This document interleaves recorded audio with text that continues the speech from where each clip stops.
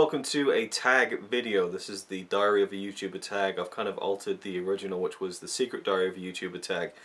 Changed it just a little bit because I think that's kind of geared more towards the female YouTube community and that side of it. So yeah, I've changed it a little bit because I think there's some cool questions and I'd like to hear the answers from many of the people who I follow and watch. So yeah, before I get into it, shout out to Roll Credits. She's the one who I saw do this video initially, and she does great movie reviews. I remember when I subscribed to her channel, she had a couple of hundred subscribers, and then all of a sudden her channel's just gone straight to the top. Well, not straight to the top, but you know, she got like 5,000 subs now, which is awesome, and really happy that she's managed to get a lot of success on YouTube over quite a short period of time, and she does some great reviews. And I enjoy her channel, and I liked her video. And so I think I commented and she said I should do one, so I'll take that as a kind of a half tag, if you will.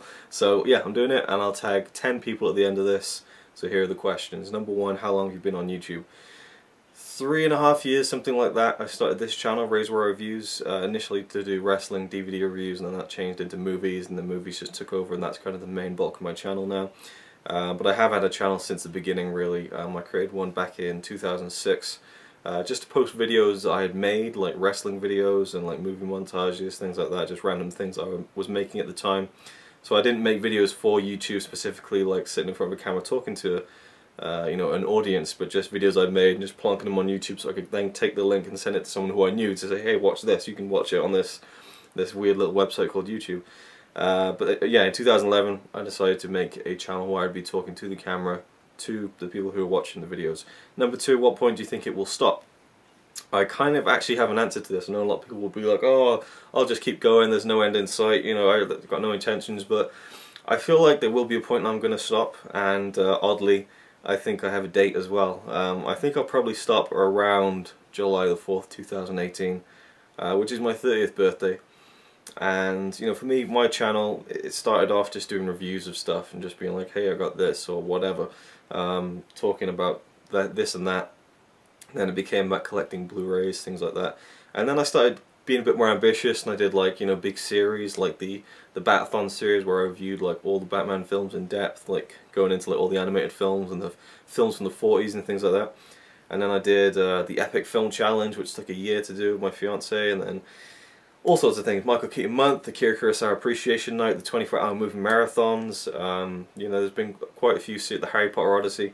I've done loads of like kind of specified big series, and I guess that's kind of what I like to do. And I'll maybe do too many of them, but I have one that's going on now that will go probably until that date, because I want to watch and review every film in the book, 1001 Movies You Must See Before You Die, and I give myself till I'm 30 to do it. And when that series is done, I feel like there probably won't be anything else for me that I would really want to kind of focus on in terms of a big project like that. I mean, some of these things I put a lot of time into, and by the time I'm 30, I really want to be on the path towards, you know, pursuing my dream, which, you know, I'm kind of not really doing anything about right now, but I want to soon in the future when things kind of get sorted out and I can kind of focus on it, because, you know, I want to go into filmmaking, and I've stated this before, whether it's just doing it on an independent level, on the side, that'll be enough for me. But either way, by the time I'm 30, I want to be concentrating fully on stuff like that, whether it's a professional or amateur capacity, and not kind of putting all my time into YouTube videos. But I'm not saying I'll delete my channel, I'm not saying that it'll be like the last video ever, but you know, from then on out, I could really imagine me only kind of posting a video every now and again, just a random one, or just little things here and there. It wouldn't be to the point that I'm doing it now, where I post videos like every single week. With the exception of like a month in 2012, I've posted videos every week for over 3 years, so that's pretty ridiculous, and you can see by the amount of videos I have on my channel. Anyway, yeah, I think by that point I've done all the big series I want to do, and yeah, that'll probably be a good time to kind of transition out of doing the videos like this all the time. But who knows? I'm kind of seeing that in the distance as something that will be a cut-off point for me for like this part of the channel, I guess. Number three, the best thing about YouTube: interacting with people who have the same interests and not necessarily the same opinions, but you know, like-minded people. And you know, YouTube's a really cool place. The internet's a cool place at times. You know, you can meet people through many different ways, and for me, YouTube has been one of the biggest ways, because I found, you know, a few people who I would call like among my best friends. You know, like not just you know, online friends, but you know, including real friends in that. You know, three or four really good friends, and then I met my fiance through YouTube. You know, it wasn't like I made videos at the time, but you know, I saw a video she did, and then you know, we're now together after 5 years, and so I owe a lot to YouTube, and really that's kind of the best thing when I think about it. But also just having an audience is pretty damn cool, and having people to watch my videos and leave comments. You know, comments are the best thing for me. I don't mind too much about likes and dislikes. I like to see thumbs up, that's cool, but comments are really appreciated. Especially the ones that have a bit more thought put behind them. I mean, I enjoy comments that you know, enjoyed the video. You know, that's great, and I'll always thank people for that. But people have something to say and you know, start up a discussion. That's always great, and I love replying to those comments. The worst thing, this is the fourth question. The worst thing about YouTube, I won't call it like a, I don't know. There isn't something that I think, oh, that's the terrible side of YouTube. But I guess it's the people who like to comment. And you know, people call them trolls. I guess there are trolls out there, and I have had a few on my channel, but just the people who kind of find things to kind of complain about or things like that, and maybe get a bit too personal as well, and then you have to start deleting comments, and I don't want to be bothered doing that kind of thing. But yeah, it's people who kind of get negative about it, but you know, it's not really too much of a hindrance really. It's just one of those little annoying things. I wouldn't call it like the worst thing. It's just you know, one of those things that is not really a good side of it, I guess. And then there's another part of it that I would say that I don't like about YouTube, but I don't want to kind of get too caught up in it, and I don't want to kind of piss anyone off. But I know. Okay, I think the worst thing actually, outside of those bad comments, in fact, it is worse than those in a way. And I'm going to open up here actually. So what the hell? Let's just go for it. You know, the worst thing for me is when I see like videos online that get hundreds of thousands of views. And I'll watch them just to see, you know, what is it about these people that is, you know, so interesting or so popular. So, you know, I watch the videos and it's just like, and it's like, what are they talking about? Like, and I'm not saying this for everyone who gets like hundreds of thousands of views, millions of views, but there are a lot of channels out there that are just absolute shite. And, you know, they edit their videos up so it sounds like they're not even drawing a normal breath. It's just like, you know, I think it's easily edited. You know, they just cut out the gaps, and then they plonk it on there, and it's just like thousands of views and tons of comments. And I guess the bad side of that would be that people like that get a lot of haters as well, which maybe some of them deserve. But I just think when I sit down and I make a video, I plan it out or whatever, and I film it, and then I edit it, and I've spent like, you know, 10 hours on it or whatever, and then I post it, and it gets like, you know, 47 views or something, and it's like, that was a waste of time. Like, you know, I do this for fun, and I mainly do it to look back on myself in the future. But you know, I'd be a liar if I said I didn't care about people watching it. I didn't care about, you know, what people thought about it, and I didn't care about, you know, getting some kind of reaction to it. Even if someone said, you know, I didn't quite like that, then at least they watched it. You know, so it's frustrating for me at times to kind of, I don't know, just make a video and go, ah, that, you know, maybe it wasn't that good, you know, but I wish more people had watched it. And then you just get people who make videos about nothing and just, you know, appeal to the lowest common denominator, and they just get so much more attention, and they make money out of it as well. So it's kind of a double whammy of frustration, really, that, you know, I'm putting a lot of effort into this and they're not, but they're getting a lot more out of it. Or are they? You know, are they getting much more out of it? I'm sure people like that don't even look at the comments and interact with the people who follow them. So, you know, I am grateful for every subscriber I have, every viewer I have, and I would much rather have a video that goes out and gets 50 views and, you know, 20 comments. I'd much rather have that than a video that gets 1,000 views and, you know, 5 comments. You know, I want to interact with people, and just, you know, that's the cool side of it for me. It's cool. You know, again, I won't lie, I do care about the views. It's nice to see a video get a lot of views, but, you know, it's really the interaction and the comments that I like.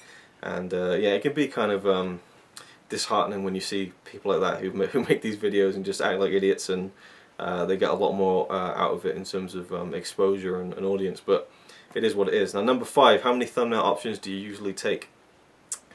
I usually just take it from the video. I'll just make sure I haven't got a still where I'm like, or, you know, like, I watch a video back and I'm like, what am I doing with my mouth when I talk? Like, you know, what compels me to make those kinds of movements with my face when I'm talking in front of a camera?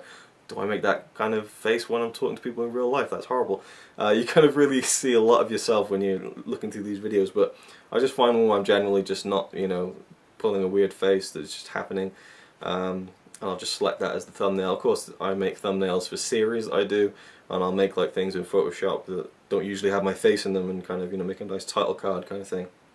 Or, you know, sometimes I will pose for one. Say I'm doing a Blu-ray update video, I'll kind of have a stack of Blu-rays and kind of be like goofing off and mugging my face, just to kind of, those videos do tend to get a lot more views. When you have a thumbnail, you're like, oh, loads of Blu-rays, and they get a couple more hundred views. So yeah, there's ways to play it, but you know, I don't like to do it too often, but I will do that sometimes, and I'll just do a couple really and then just find the best one.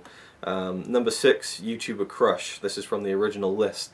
I don't have a YouTuber crush because, you know, I'm together with, you know, happily engaged with the love of my life, and so having a crush doesn't really enter the equation of my life. But also, the people who I'm going to be tagging in this are mainly males, men. So I'm going to change this from YouTuber crush to who is a YouTuber or a couple of YouTubers that you watch that aren't in the community that you take part in. So for me, I'm in the movie/Blu-ray community.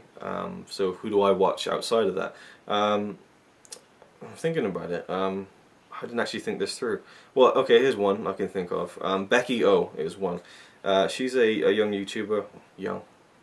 Only 26, but you know, she's in her early 20s, I think. And she kind of burst onto the scene, or into popularity, I guess, with a viral video this year of her. I'm just loading my subscriptions list. She made took a picture of herself every day for 6.5 years, and you know, very pretty girl. And then suddenly her long, you know, lovely long blonde hair was kind of just suddenly gets really short, and then it grows out and it gets really short again. And you're thinking, oh, hang on a minute, was she ill? Or, and then you kind of look into her channel, and she kind of really raises awareness for the condition she had, which is trichotillomania, which is the condition of kind of pulling your hair out and not being able to control that, and so you get bald patches and stuff. And you know, for people like her, you know, women who would like to have long hair, that it becomes a big problem, and I guess a psychological, mental problem as well. And she kind of charts that on 2 different channels, and so I checked out her videos, and I found them quite informative and quite open and honest. And you know, I don't watch them all the time. I subscribe to the channels, but when I see one that might interest me, I do watch them, and I do enjoy them. And I think she's a pretty cool YouTuber, and she's kind of pursuing filmmaking, which I always relate to. So yeah, that's one channel I watch, and I think she's pretty cool. Oh, we have the overly attached girlfriend. Anyone seen that video that went viral again? An American girl. She made this video. It was like a kind of a rap thing, or like a she was singing to this song, and it was quite funny. And I subscribed to her channel because I thought she was funny when she started making just videos talking to the camera. And I'll watch them every now and again. They're not as enjoyable as they used to be, but I still stay subscribed.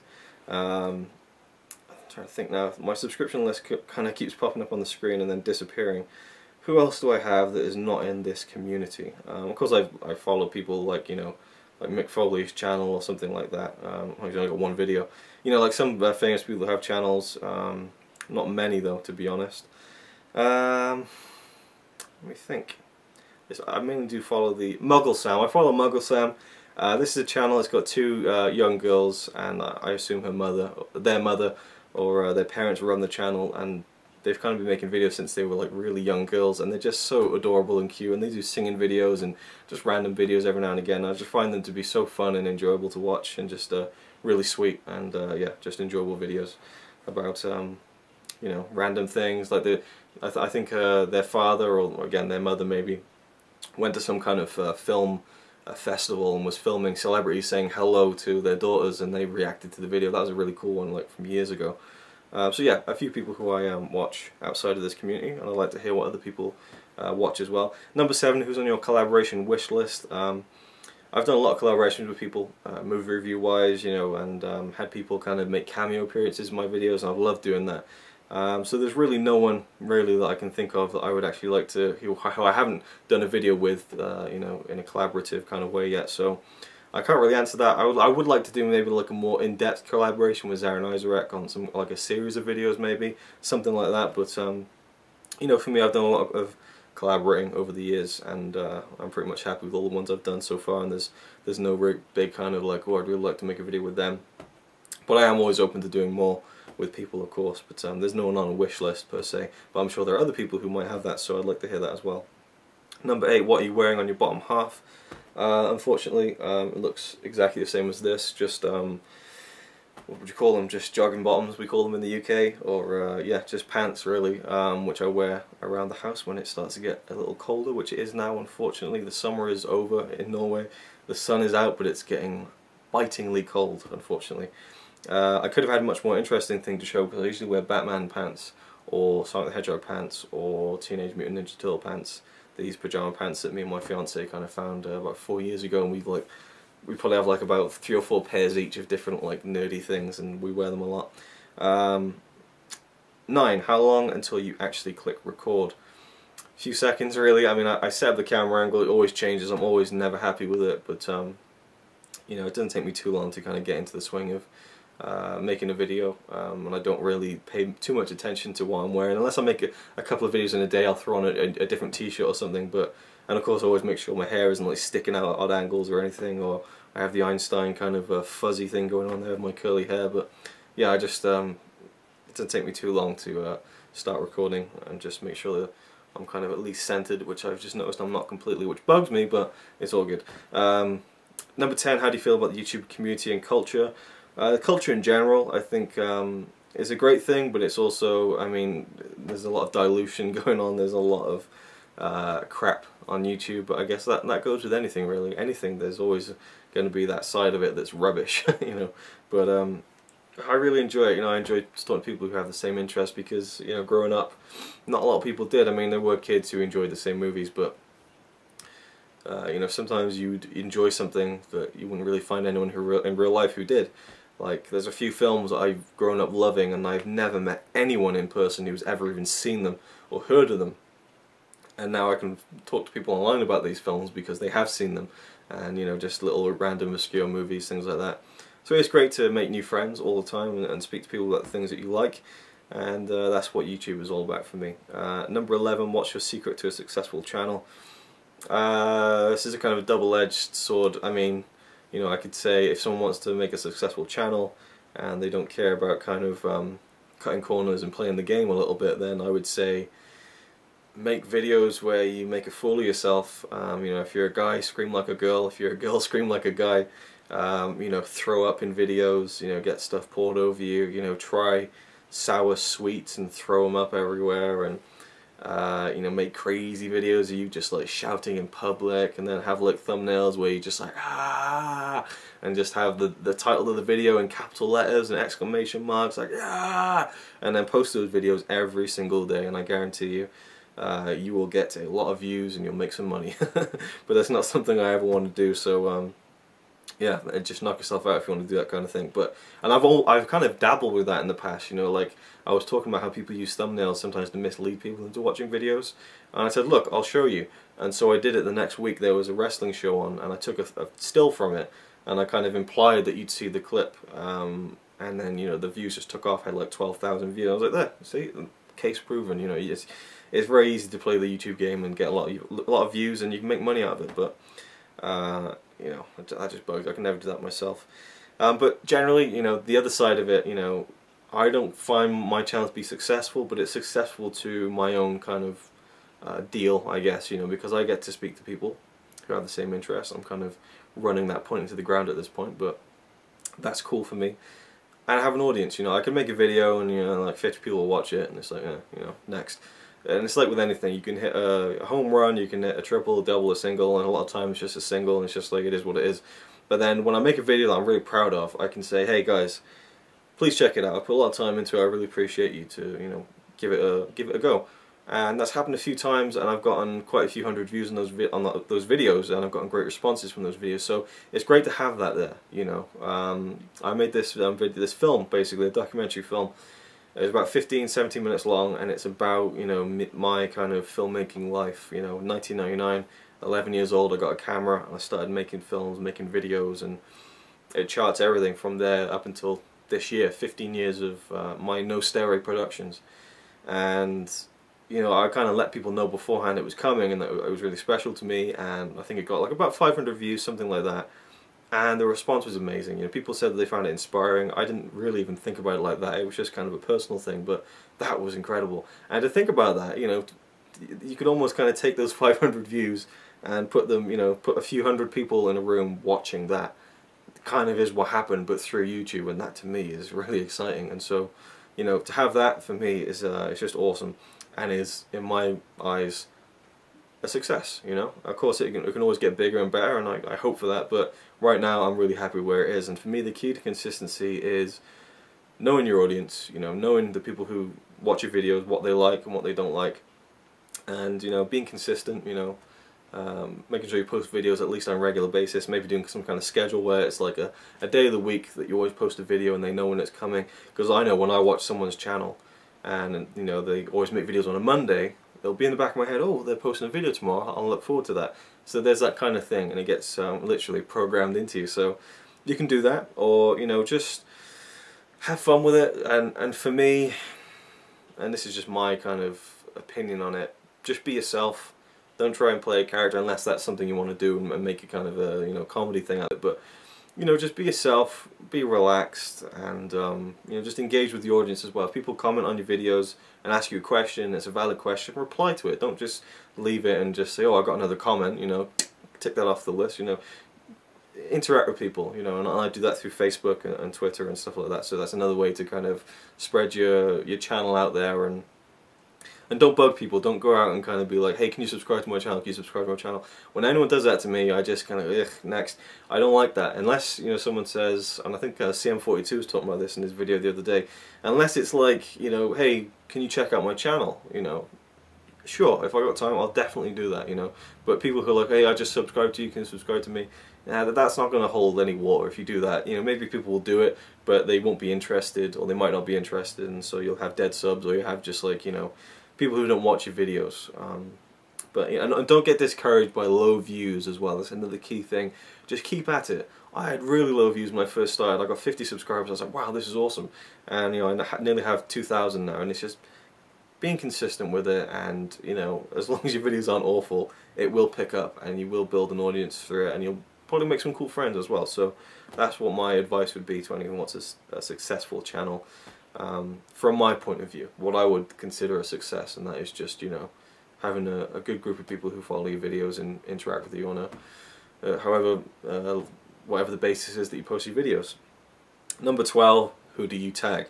Alright, so I've got 10 people here. The first one is That Movie Junkie. She's relatively new to the scene, but she makes some cool videos, and she likes silent cinema, so that's always a plus as far as I'm concerned. So yeah, I tag you. Thomas Pollock, another kind of relatively new YouTuber to making videos like this, and he has an amazing channel, by the way. Definitely check him out. Great guy, very knowledgeable about film, and he just did an amazing series of videos and reviews on silent films. Definitely worth checking out. I tag you as well. Matt Kistatui, of course I was going to tag you, and go check him out. I'll leave all the links to their channels in the description below if you want to check them out, if you haven't checked them out already. Lunaria Claire, I tag you as well whenever you can find the time to make the video. Karate Popcorn, I'd like to hear yours, that would be really cool. Forkable, Ian, definitely want to see you do this video, man, so make sure you do. FK Vlogs, Frankie, seems like the kind of video she'd like. She might have already done it by now, I don't know, but I tag you nonetheless. And Darren Locke, I'd like to tag you in this video. And I know you watch my videos and I watch yours, and we're kind of on the opposite sides of the YouTube ocean, to speak, but you know, I do really enjoy your videos, and I'd like to see your take on this. And I think you probably might share some of my opinions on the more successful YouTubers, which you've kind of actually parodied on occasion on your channel, which I really enjoyed. Chill Pilgrim, definitely got to tag Chill Pilgrim. You know, one of my favourite YouTubers. He's just come back and started making videos, so Chill, this one's for you. And finally, James DVD Collector in 1974, the guy who makes 1,000 videos per day, but I watch every single one of them, so definitely want to hear your answers to the questions, James. So there we go. That was my Diary of a YouTuber tag video. Hope you enjoyed it. If you have any questions or any further things you would like me to answer in regards to this thing, then definitely comment below. And you probably know by now that I like comments, so yeah, that's it really. Thanks for watching. Thanks Raw Credits for the initial inspiration, and I'll see you with the next one. He says he's really cool. But I think he's a tool. Even though I'm sure he's a quite nice guy, really. He's a quite nice guy, really.